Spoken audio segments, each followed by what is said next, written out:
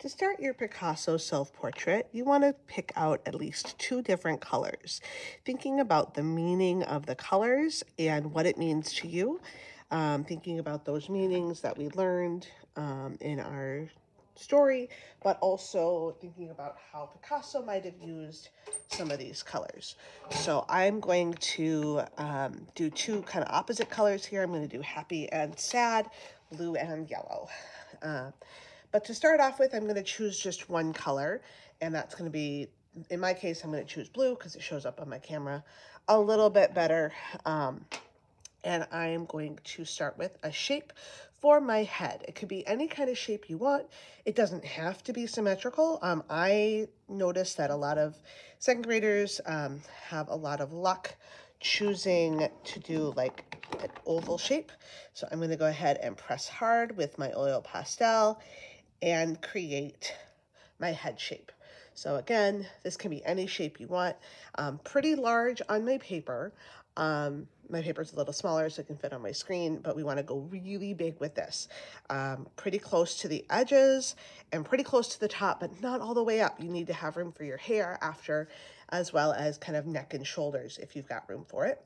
And then we want to think about creating that multi-perspective with our faces. So we're actually going to turn our noses sideways here, and we're going to make it so our faces look like they're turning sideways. So we're going to divide our face in half as if we're seeing the edge of the face over kind of in the middle here. So, and then I'm going to make some kind of a nose shape. Some friends like to do kind of more of a organic shape. Some friends like to do more of a geometric shape. We're going to do that and then finish dividing the face in those two halves.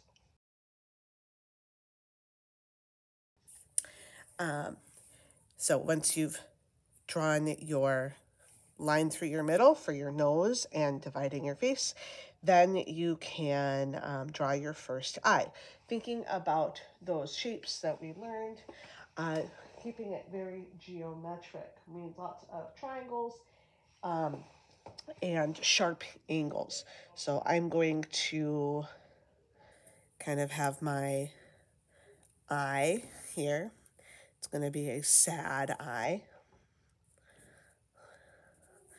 with that sad eyebrow. And half of the mouth going sad. The other half of the face, I'm going to switch my color and I'm going to do that happy. So I'm going to do kind of a happy eye, and the other half is going to be kind of a happy look.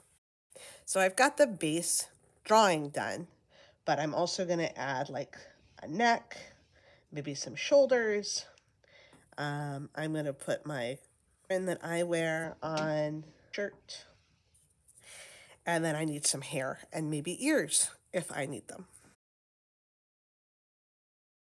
Once you have your face kind of drawn in, you can work on coloring using whatever colors you want. You can kind of expand out of your line color information to color in the face firmly and smoothly. So you can do kind of multiple colors together if you want to, but we want to really, really blend and make this solid colored in inside the face and the different body parts. So for me, the lips. And you can choose realistic colors or you can choose make-believe colors. That is your choice as an artist.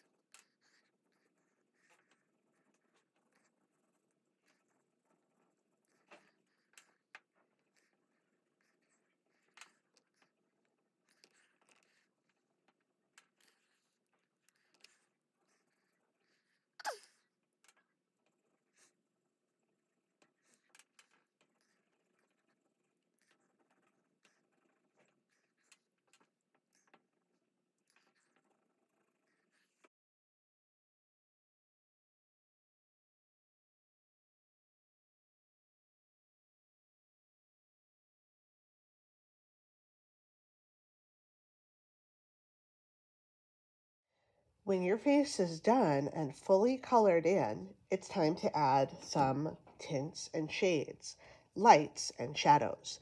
To do this, we'll add black and white.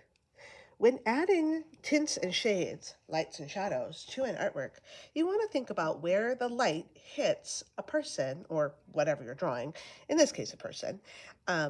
So when you look at someone's face, the highlights or the light areas go where this light hits. So if the light is coming from this direction, it's going to hit on like the top of your nose, like right here. You can add a little white to that space. It would hit like right here. It would also go maybe at the tip of the nose, like here. It might also go across the cheek, like that.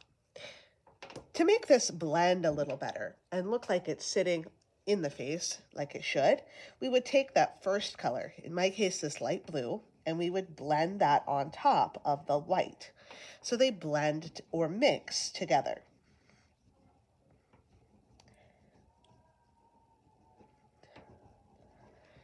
Do you see how it looks like it has a little shine or light hitting it?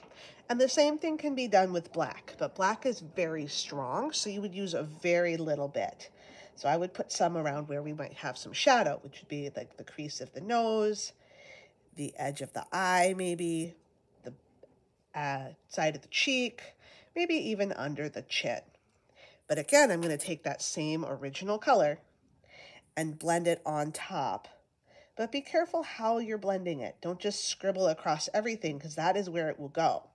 Wherever you actually color, that's where the color is going to spread out to.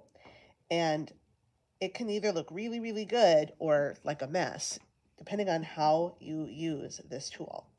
So keep it in the area where you want it and it will blend in that space. So if I wanted to spread this out, I could use this kind of motion and then spread it out vertically again. That works pretty well to create highlights and shadows. Do the same thing for the other half of the face.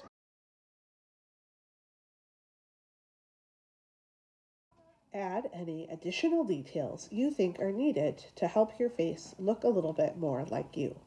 I'm adding additional curly hair texture and glasses because that's what I have.